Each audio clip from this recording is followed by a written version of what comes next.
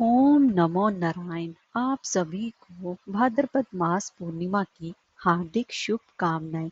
हिंदू धर्म में पूर्णिमा तिथि का सबसे ज्यादा खास महत्व माना जाता है और पूर्णिमा तिथि पर गंगा स्नान का सबसे ज्यादा महत्व है और इस दिन पितरों का तर्पण और पिंडदान भी किया जाता है और आज के दिन से ही श्राद्ध पक्ष भी प्रारंभ हो जाते हैं। पूर्णिमा तिथि पर चंद्रमा अपने संपूर्ण 16 कलाओं से पूर्ण होता है और आज के दिन भगवान विष्णु जी के साथ साथ भगवान शिव की विशेष रूप से पूजा उपासना करना बेहद ही शुभ फलदायी माना जाता है, जिससे कि चंद्र दोष दूर भी होते हैं। और इसी के साथ साथ पूर्णिमा पर पूर्णिमा व्रत भी रखा जाता है और उसकी व्रत कथा का रसपान किया जाता है। तो आज की इस वीडियो में मैं आपको पूर्णमासी की व्रत कथा का रसपान कराने जा रही हूँ। तो चलिए वीडियो शुरू करते हैं। अगर आपको हमारी ये वीडियो अच्छी लगी हो तो लाइक शेयर और सब्सक्राइब करना ना भूलें और कमेंट बॉक्स में जय श्री हरि अवश्य लिखें। तो चलिए वीडियो शुरू करते हैं।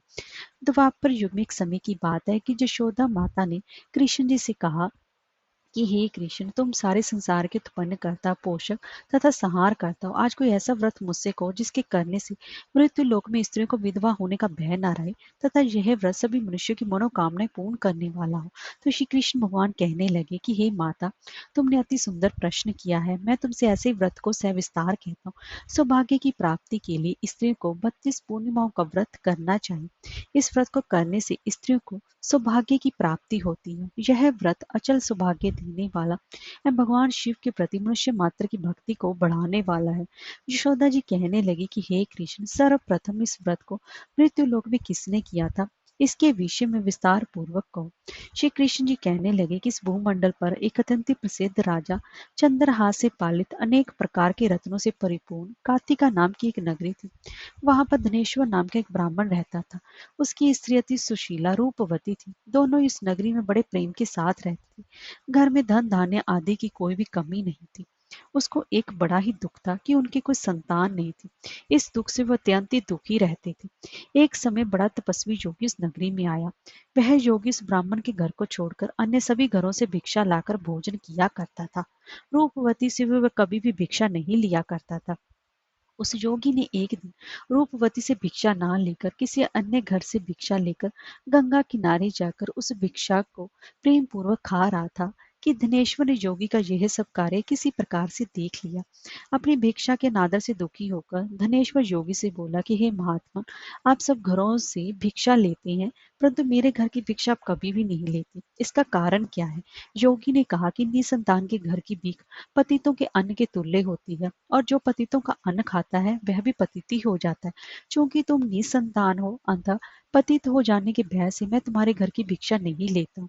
धनेश्वर ये बात सुनकर अपने मन में बहुत ही ज्यादा दुखी हुआ और हाथ जोड़कर योगी के पैरों पर गिर पड़ा तथा विनय भाव से कहने लगा कि हे महाराज, यदि ऐसा है तो आप मुझको पुत्र प्राप्ति का उपाय बताइए। आप सर्वज्ञ हैं, मुझ पर अवश्य ही कृपा कीजिए। धन की मेरे घर में कोई कमी नहीं, परंतु मैं पुत्र न होने के कारण अत्यंत ही दुखी हूँ। आप मेरे इस दुख का हरण करें, आप समर्थवान हैं। यह सुनकर योगी कहने लगे कि हे ब्राह्मण, तुम चंडी की आराधना करो। घर आकर उसने अपनी स्त्री से सभी बातें कही और स्वयं तप के निमित्त वन में चला गया। वन में जाकर उसने चंडी की उपासना की और व्रत भी किया। चंडी ने 16वें दिन उसको स्वप्न में दर्शन दिया और कहा कि हे धनेश्वर, जा तेरे पुत्र होगा, परंतु वह 16 वर्ष की आयु में ही मृत्यु को प्राप्त हो जाएगा। यदि तुम दोनों स्त्री पुरुष 32 पूर्णिमा का व्रत विधि पूर्वक करोगे तो वह दीर्घायु होगा।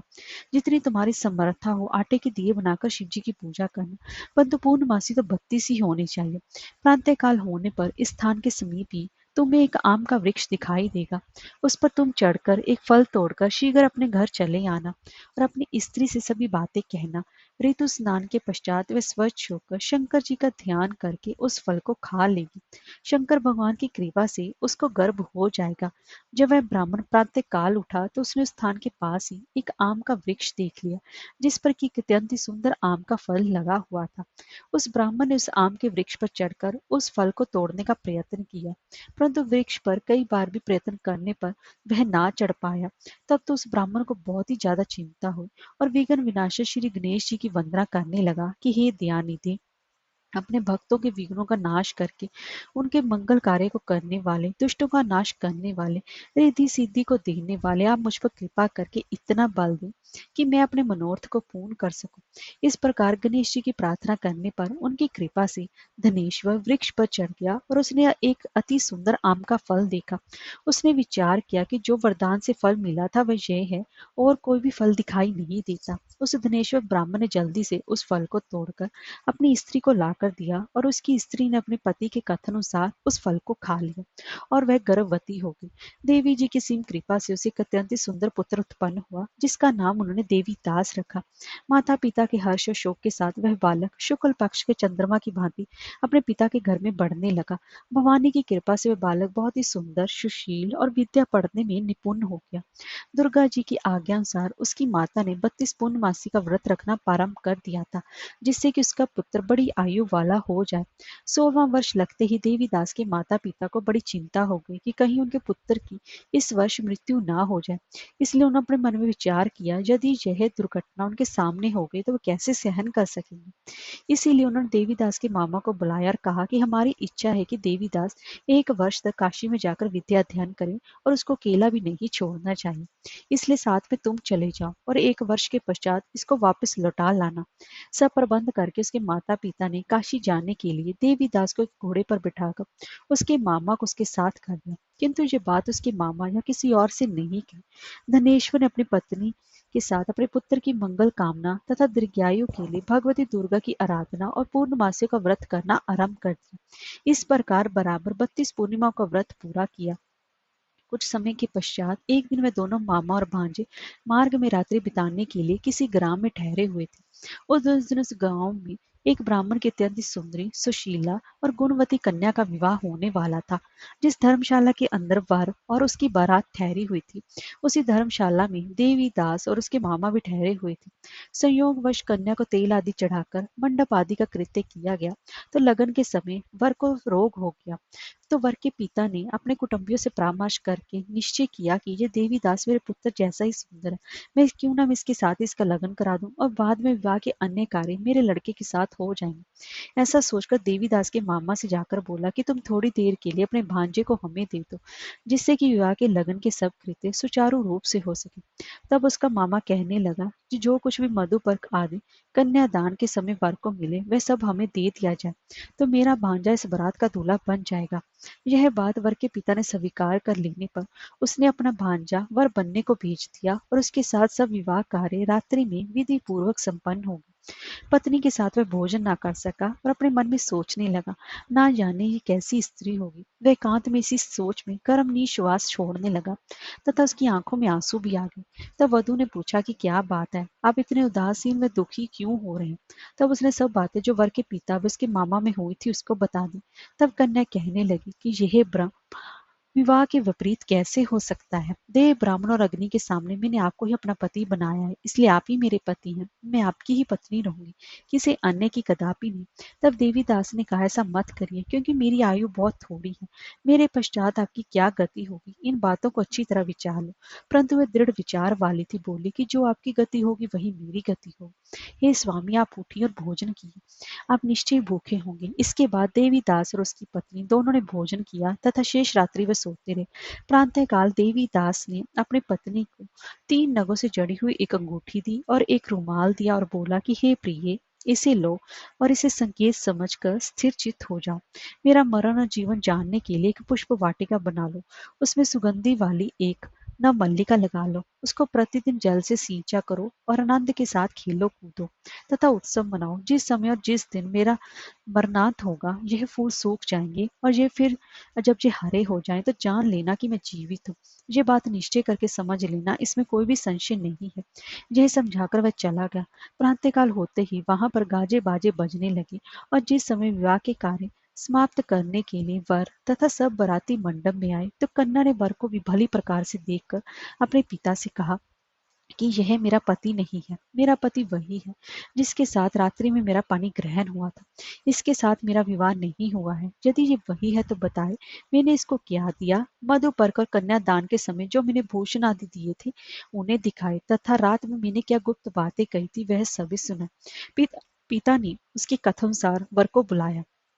कन्या की ये बातें सुनकर वह कहने लगा कि मैं कुछ नहीं जानता। इसके पश्चात वह लज्जित होकर अपना सा मुंह लेकर चला गया और सारी बारात भी अपमानित होकर वहां से लौट गई। भगवान श्री कृष्ण बोले कि हे माता, इस प्रकार देवीदास काशी विद्या अध्ययन के लिए चला गया।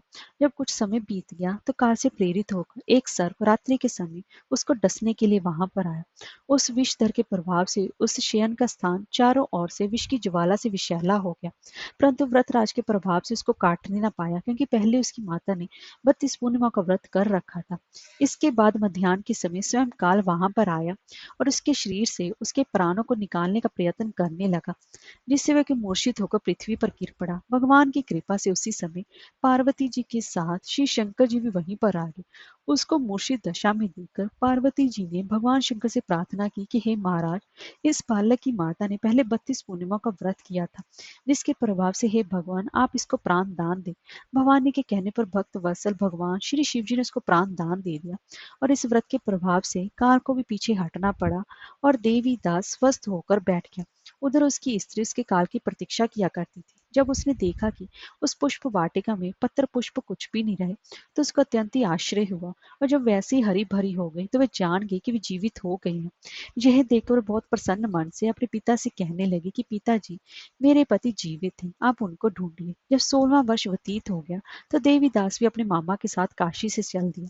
इधर उसे ससुर उसको ढूंढने के लिए अपने घर से जाने ही वाले थे कि वे दोनों मामा भांजा वहां पर आ गए। उसको आया देखकर उसका ससुर बड़ी प्रसन्नता के साथ अपने घर में ले आया। उस समय नगर के निवासी भी वहीं पर इकट्ठे हो गए और सबने निश्चय किया कि अवश्य ही इसी बालक के साथ इस कन्या का विवाह हुआ था।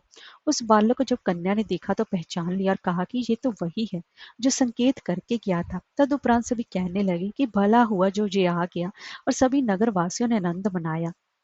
कुछ दिनों बाद देवीदास अपनी पत्नी और मामा के साथ अपने ससुर के घर से बहुत सा उपहार आदि लेकर अपने घर के लिए प्रस्थान किया। जब अपने गांव के निकट आ गया तो कई लोगों ने उसको देखकर उसके माता पिता को पहले जाकर खबर दे दी कि तुम्हारा पुत्र देवीदास अपनी पत्नी और मामा के साथ आ रहा है। ऐसा समाचार सुनकर पहले तो उन्हें विश्वास ही नहीं हुआ, किंतु जब वह लोगों ने व्याकुल की बात का समर्थन किया तो उनको बड़ा ही आश्चर्य हुआ। लेकिन थोड़ी देर में देवीदास ने आकर अपने माता पिता के चरणों में अपना सिर रखकर प्रणाम किया और उसकी पत्नी ने अपने सास ससुर के चरणों को स्पर्श किया तो माता पिता ने अपने पुत्र और पुत्र वधु को अपने हृदय से लगा लिया और दोनों की आंखों में प्रेम और अश्रु बह चले। अपने पुत्र और पुत्र वधु के आने की खुशी में धनेश्वर ने बड़ा भारी ही उत्सव मनाया और ब्राह्मणों को बहुत सी दान दक्षिणा देकर प्रसन्न भी किया। तब श्री कृष्ण जी कहने लगे कि इस प्रकार धनेश्वर 32 पूर्णिमाओं के व्रत के प्रभाव से पुत्रवान हो गया। जो भी स्त्रियां इस व्रत को करती हैं वे जन्म जन्मांतर में वैद्य का दुख नहीं भोगती और सदैव सौभाग्यवती रहती हैं। ये मेरा वचन है, इसमें कोई भी संदेह नहीं मानना चाहिए। यह व्रत पुत्र पौत्रों को देने वाला तथा संपूर्ण मनोकामनाओं को पूर्ण करने वाला है। 32 पूर्णिमा के व्रत करने से व्रती की सभी इच्छाएं भगवान शिव जी की कृपा से पूर्ण होती हैं। ओम नमो भगवते वासुदेवाय।